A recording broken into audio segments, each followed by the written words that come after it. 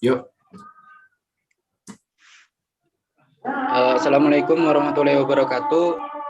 Kami dari kelompok 3 akan mempresentasikan tentang materi rasio solvabilitas. Adapun kalau anggota kelompok kami yakni Jumratul Habibah dengan NIM 1166, Nur Muhammad Hariki dengan NIM 1174, Raihan Ramadi Putra dengan NIM 1187, dan Syafi Ali dengan 171250.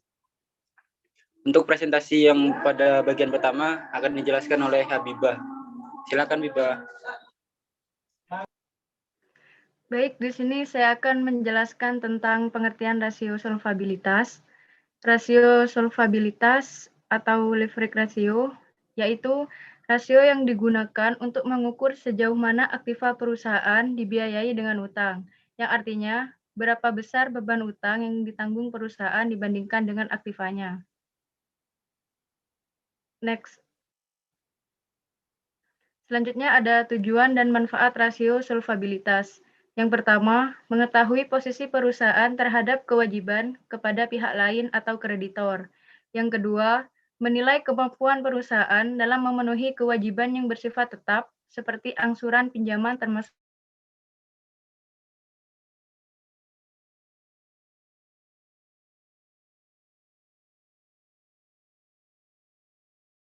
perusahaan dibiayai oleh hutang. Selanjutnya ada menilai seberapa besar pengaruh utang perusahaan terhadap pengelolaan aktiva. Menilai atau mengukur berapa bagian dari setiap rupiah modal sendiri yang dijadikan jaminan utang jangka panjang. Menilai berapa dana pinjaman yang segera akan ditagih. Dan yang terakhir ada menilai seberapa besar aktiva perusahaan dibiayai oleh utang terdapat sekian kalinya modal sendiri yang dimiliki. Selanjutnya ada manfaat rasio solvabilitas. Yang pertama, untuk menganalisis kemampuan perusahaan terhadap kewajiban pada pihak lainnya. Yang kedua, menganalisa kemampuan perusahaan memenuhi kewajiban yang bersifat tetap atau angsuran pinjaman termasuk bunga. Yang ketiga, menganalisis keseimbangan antara nilai aktiva, khususnya aktiva tetap dengan modal. Yang keempat, menganalisis seberapa besar aktiva perusahaan dibiayai dengan utang.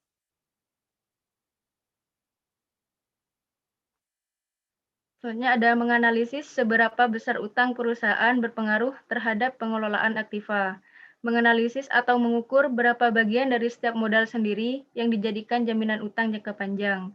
Terakhir, menganalisis berapa dana pinjaman yang segera akan ditagih terdapat modal sendiri.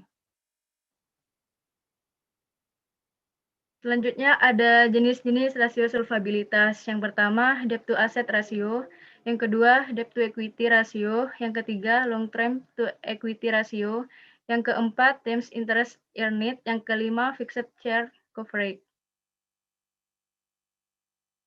Yang pertama, debt to asset ratio, yaitu rasio yang digunakan untuk mengukur perbandingan antara total utang dengan total aktiva, atau seberapa besar aktiva perusahaan dibiayai oleh utang, atau seberapa besar utang perusahaan berpengaruh terhadap pengelolaan aktiva. Rumusan untuk debt ratio yaitu debt to asset ratio sama dengan total debts dibagi total aset. Di sini ada contoh dari debt to asset ratio. Komponen laporan keuangan dari tahun 2010 dan tahun 2011. Total aktiva aset 4.200 di tahun 2010 dan 4.000 di tahun 2011. Total utang debt-nya dan 2010 2050, 2011 1.900. Tahun 2010 yaitu 2050 dibagi 4.200 hasilnya 0,488. Jadi dibulatkan jadi 49%. Yang artinya rasio di atas menunjukkan bahwa 49% pendanaan perusahaan dibiayai dengan utang untuk tahun 2010. Hal ini menunjukkan bahwa setiap 100 rupiah pendanaan perusahaan dibiayai dengan utang 49%, dan 41% disediakan oleh pemegang saham. Pada tahun 2011, debt to asset ratio 1.900 dibagi 4.000, hasilnya 0,475% dibulatkan menjadi 48%, yang artinya rasio ini menunjukkan sekitar 48% pendanaan perusahaan dibiayai dengan utang tahun 2011, yang artinya setiap 100 rupiah pendanaan perusahaan, 48 dibiayai dengan utang dan 52% disediakan oleh pemegang saham. Penjelasannya, jika rata-rata industri 35% debt to asset ratio perusahaan masih di bawah rata-rata, sehingga akan sulit bagi perusahaan untuk memperoleh pinjaman. Kondisi tersebut juga menunjukkan perusahaan dibiayai hampir separuhnya oleh utang. Jika perusahaan bermaksud menambah utang, perusahaan perlu menambah dulu ekuitasnya secara teori. Selanjutnya akan dibahas oleh teman saya.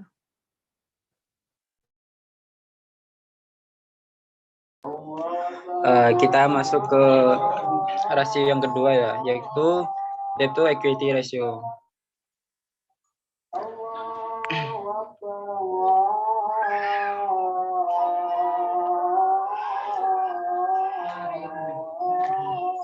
Debt to equity ratio adalah rasio yang digunakan untuk menilai utang dengan ekuitas. Rasio ini dicari dengan cara membandingkan antara seluruh utang, termasuk utang lancar dengan seluruh ekuitas.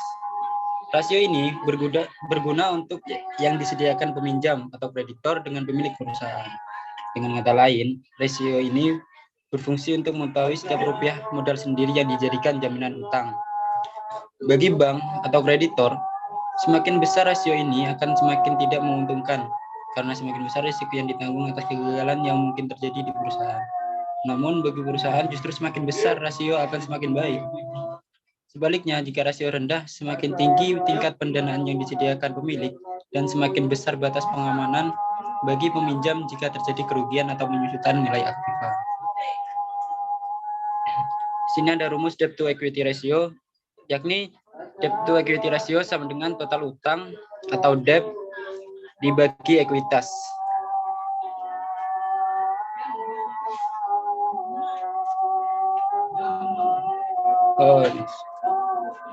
Nah, di sini ada contoh perhitungannya ya. Di dalam komponen laporan keuangan, yakni ada total utang dan total ekuitas. Pada tahun 2010, total utang sebesar 2.050, untuk total ekuitas sebesar 2.250. Nah, sedangkan untuk tahun 2011, total utang sebesar 1.900, sedangkan total ekuitas sebesar 2.100. Untuk tahun 2010, debt to equity ratio-nya adalah 2.050 dibagi 2.100, yakni sebesar 0,911% atau 91%. Sedangkan untuk tahun 2019, debt to equity ratio-nya adalah 1.900 dibagi 2.100, yakni 0,904% atau 91%. Nah, rasio ini menunjukkan bahwa kreditor menyediakan sebesar 9.100 untuk 91,00 untuk tahun 2011 untuk setiap 100 yang disediakan pemegang saham atau perusahaan dibiayai oleh utang sebanyak 91%. Demikian juga untuk tahun 2019, yaitu sebesar 90,4%, tidak jauh beda dengan tahun 2010. Next. Kita masuk ke rasio yang ketiga, yakni long term debt to equity ratio. Nah, rasio ini merupakan rasio antara utang jangka panjang dengan modal sendiri. Tujuannya untuk mengukur berapa bagian dari setiap rupiah modal sendiri yang dijadikan jaminan utang jangka panjang dengan cara membandingkan antara utang jangka panjang dengan modal sendiri yang disediakan oleh perusahaan. Adapun rumus dari LTD-TIR ini adalah long term debt atau utang jangka panjang dibagi ekuitas atau equity. Nah, contohnya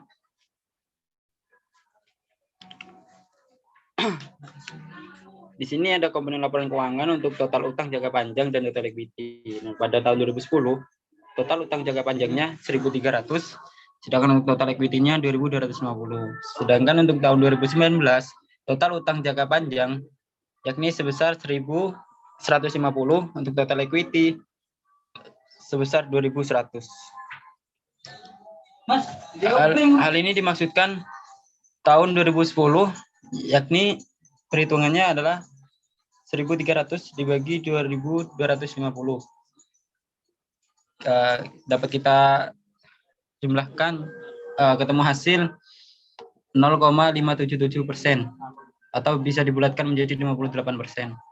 Sedangkan untuk tahun 2019 perhitungannya adalah 1.150 dibagi 2.100, yakni ketemu sejumlah 0,547% atau dibulatkan menjadi 55%.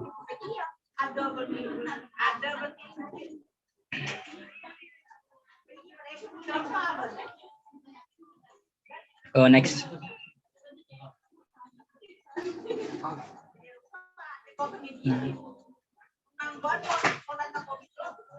Mungkin bisa dilanjutkan oleh teman saya.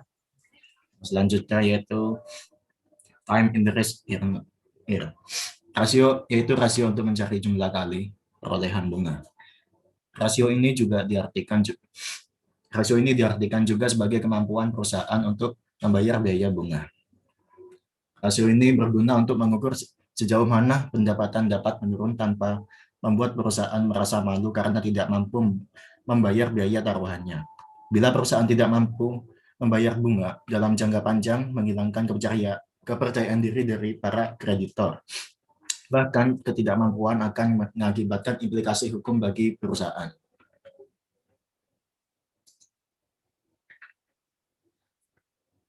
Cara mengukur rasio yaitu dengan lakukan perbandingan antara laba sebelum bunga dan pajak dibandingkan dengan biaya bunga yang dikeluarkan.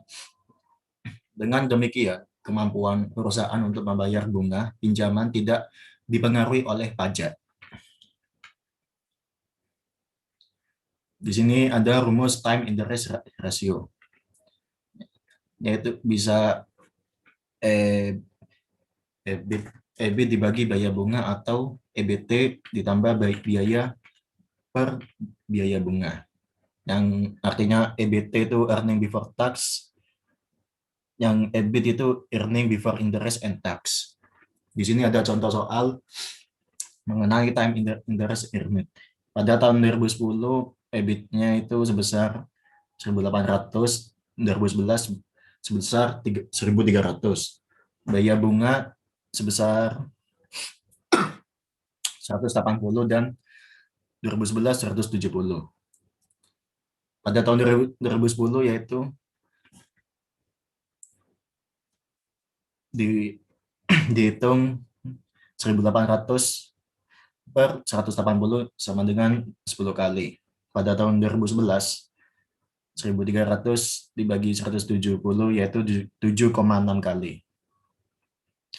Jadi time interest tahun 2010 itu 10 kali, atau dengan kata lain biaya bunga dapat ditutup 10 kali dari laba sebelum bunga dan pajak. Lalu 2011 adalah 7,6 kali, atau dengan kata lain biaya bunga dapat ditutup 7,6 kali dari laba sebelum bunga dan pajak. Apabila industri untuk usaha apabila rata-rata industri untuk usaha yang sejenis 10 kali, rasio tahun 2010 itu yang paling baik. Namun jika dibandingkan rasio 2011, nilainya kurang baik karena berada masih di bawah rata-rata industri, yaitu 10 kali. Hal ini akan menyulitkan perusahaan untuk memperoleh pinjaman di masa yang akan datang.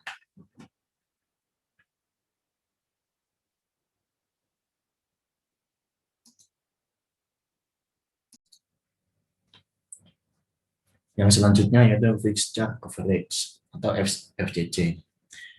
Dengan kata lainnya yaitu lingkup biaya tetap, merupakan rasio yang menyerupai time interest earn rasio. Hanya saja perbedaannya yaitu rasio ini dilakukan apabila perusahaan memperoleh utang jangka panjang atau menyewa aset berdasarkan kontrak sewa atau lease kontrak. Biaya tetap adalah biaya bunga ditambahi biaya sewa tahunan atau jangka panjang. Ini ada rumus fixed charge coverage. Rumusnya yaitu EBT ditambah biaya bunga ditambah kewajiban sewa atau lease per biaya bunga ditambah kewajiban. Ya, ini ada contoh. Pada yang EBT 2010 sebesar 1.620, 2011 1.130. Biaya bunga pada tahun 2010 180 dan 2011 170. Dan yang kewajiban sewa 40 pada tahun 2010 dan 2011 sebesar 30. Cara penghitungannya yaitu tahun 2010 1.620 ditambah 180 ditambah 40 per 180 ditambah 40, hasilnya 8,4 kali. Pada tahun 2011 dihitung yaitu 1.130 ditambah 170 ditambah 30 per 170 ditambah 30, hasilnya 6,65 kali.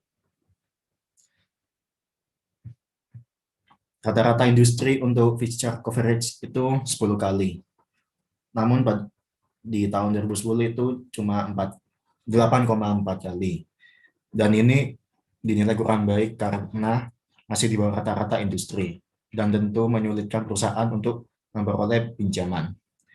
Sementara tahun 2011 dengan rasio 7 kali, yaitu jika dibulatkan dari 6,6 kali,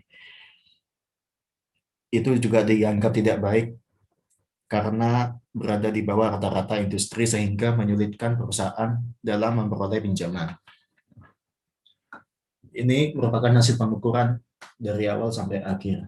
Pada yang pertama itu debt to asset ratio, standar industrinya itu 35%, sementara di tahun 2010 dan 2011 itu di atas standar sebesar 49% 2010 dan 48% pada tahun 2011. Pada nomor 2 debt to equity ratio yang standar industrinya 90% itu pada tahun 2010 dan 2011 itu sudah di atas standar industri, yaitu 2010 sebesar 91% dan 2011 90%. Pada nomor 3 long term debt to equity ratio, ini standar industrinya 100%, sementara di 2 tahun yang sama, di 2 tahun itu di bawah standar industri semua, yaitu di tahun 2010 itu sebesar 58% dan 55% pada tahun 2011.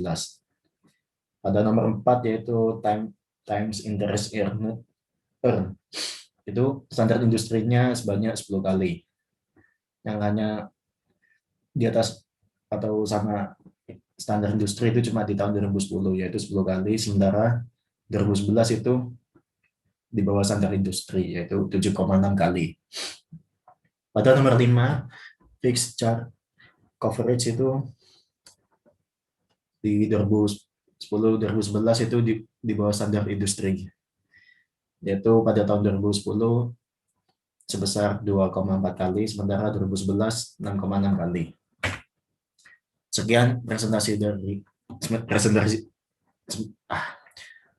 presentasi dari kelompok kami, kurang lebihnya mohon maaf. Assalamualaikum warahmatullahi wabarakatuh.